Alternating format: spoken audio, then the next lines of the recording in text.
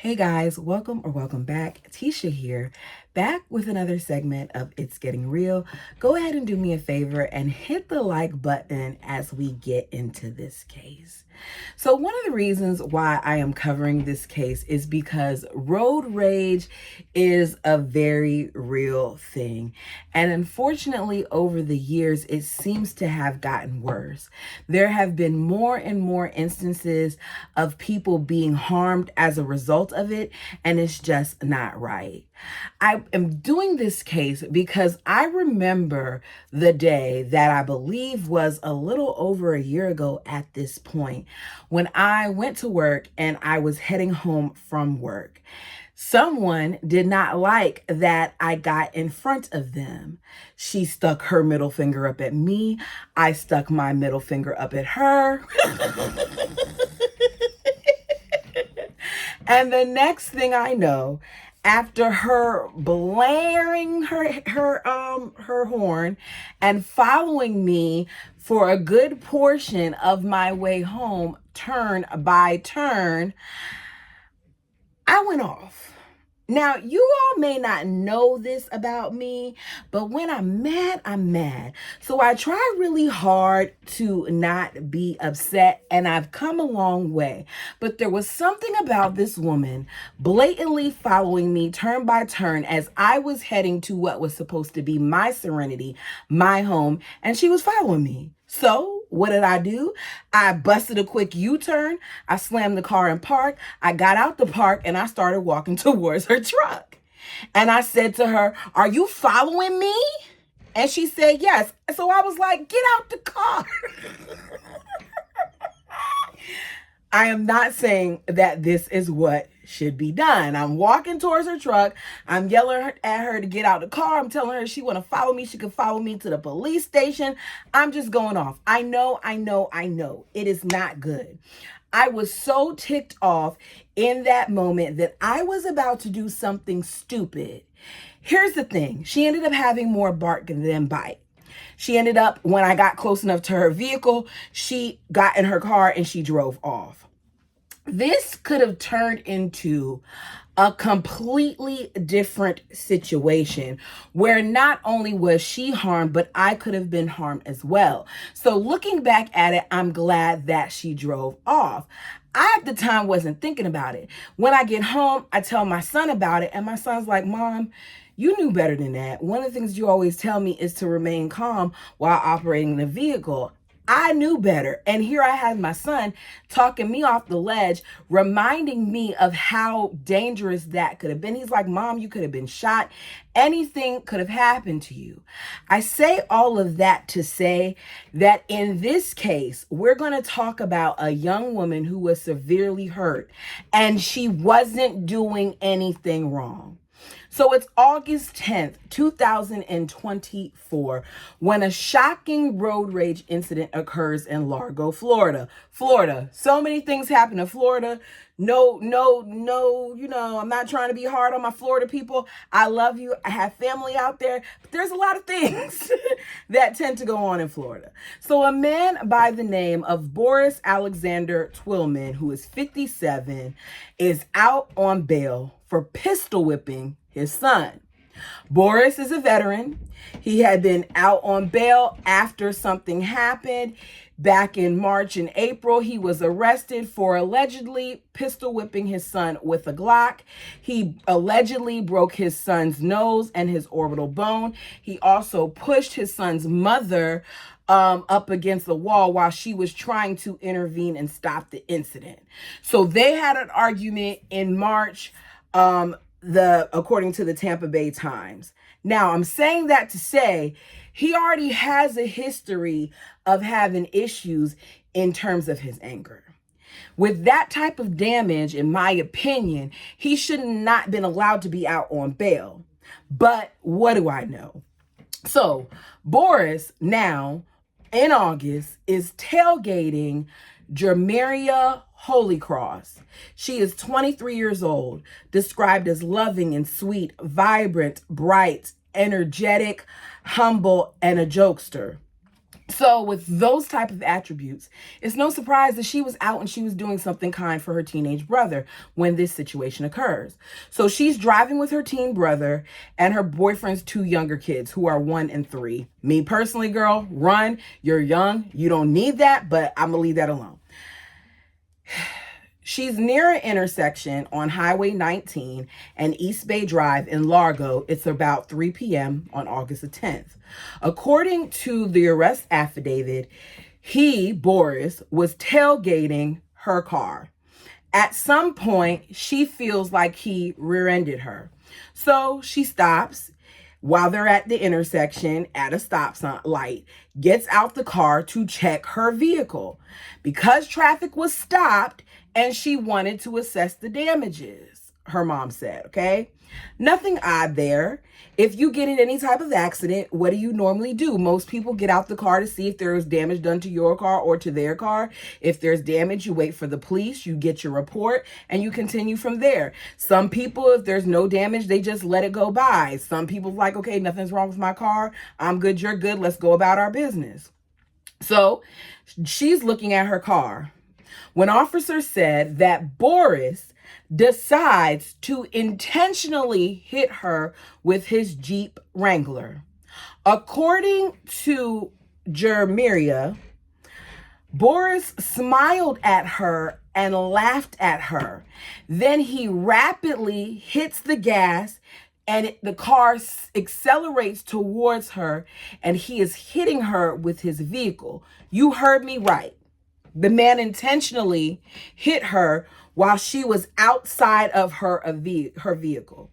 So when he hits her, he ends up pinning her between his Wrangler and her Volkswagen, and he's dragging her along for a couple of feet on the driver's side of her Volkswagen Jetta. This is no accident.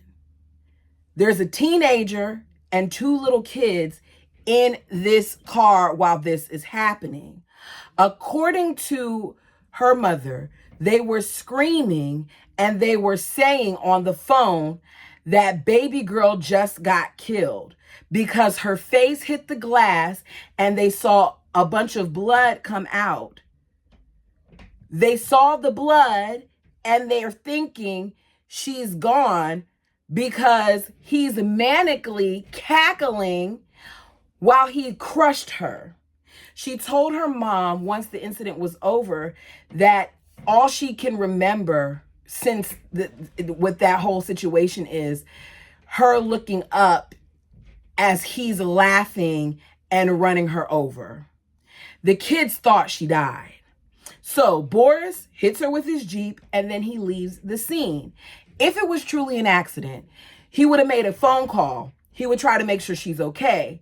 He would be calling 911 to report that he did this, but that's not what he did. I'll get to it. He leaves the scene, later calls police to tell them that there was an accident with this girl, but it didn't involve him. He had nothing to do with it, even though there were witnesses that saw it happen out. Doesn't even make sense. Why are you even calling them to tell them if you didn't have anything to do with it? It was quickly reported by her mother, Tammy Holycross, that Boris was following her daughter for about 10 to 15 minutes. She kept trying to get out of his way because she was going too slow for him. And what he would do is she would get out of the lane and he would then get in the lane behind her. So every time she tried to get from being in front of him, he came back behind her in the lane. Some people felt like this was a racial issue. I don't know if it was, but I don't think it is. I think that this man is just somebody who has issues, period. He was later arrested for attempted murder and leaving the scene of a crash involving serious bodily injury. He is currently being held at the county jail on a bond of nearly $1 million. He's still there because, as I said, this happened back in August. I try to see if anything else has come of him, but to my knowledge, and you all can tell me if you see something else, he's still locked up. So what happens here? Jeremiah Holycross suffers a broken pelvis in 4 different places, a broken rib, broken leg, a fracture that's so severe that her bone was protruding through her skin, a facial laceration that had to get stitches, road rash on her arms and her back. Her mother, Tammy, after she find out what happened and she got the call from the son who was in the vehicle at the time, talked about how frantic she was in hearing her son screaming hysterically because she knew something was wrong, but her son couldn't get it out. All he kept saying was that the person killed his sister. That had to be scary because here you are, you don't know what's going on. You get a call and you hear that. Now, the good news is that she is alive. She's still recovering. She was hospitalized, and after several surgeries and an extended stay at the hospital, she was released. But she is going to have to learn to do a lot of things over again, like walking. And this is something that is forever going to be affecting not just her, but those little kids. It could have been anyone, her aunt said. And it could have been. We have to be careful. Sad thing was, when you hear her situation, unlike mine, there was nothing that she could do differently. She tried to do what they recommend for you to do, which is to go to the slower lane to get out of the way. And even though she tried to do that, it wasn't enough for this person. Rather than just passing her, he decides that he's going to follow her. This man needs to do real time. He doesn't need a slap on the wrist because he tried to kill her, and her life is forever changed because of this, as are the lives of those babies that were in the car. You don't get to deliberately strike someone and then not have serious consequences for it. Because in my opinion, if you're trying to hit someone with a vehicle, then you're trying to unalive them. I'm not in Florida, but I tell my family that's out there all the time to be careful because for whatever reason, like some other states, it seems like people get away with a lot of crap and it's not okay. Currently, when I went to see if there's any more updates about this young lady, the most recent update that I saw was the end of August because her family had did a GoFundMe. I'm not sure what the situation is with the GoFundMe because I would think that for like with insurance and stuff like that, that could be handled through them. I understand that that takes time. So for right now, they have put out a GoFundMe.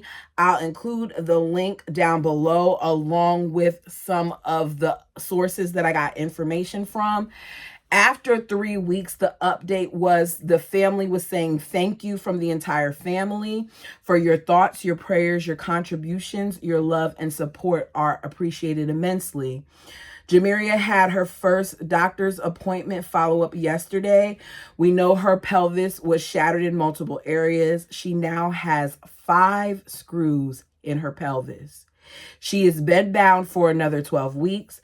Her left leg, both tibia and fibula, have been replaced with steel rods. I'm telling you all this because this wasn't no little, oh, I just scraped up against her. He caused damage. She has foreign bodies now in her body at the young age of 23 and 24 because of this fool. She will have to learn to straighten and walk on this, but having the shattered pelvis hinders how much weight she can bear to actually work with her leg. But she's pushing through every single day.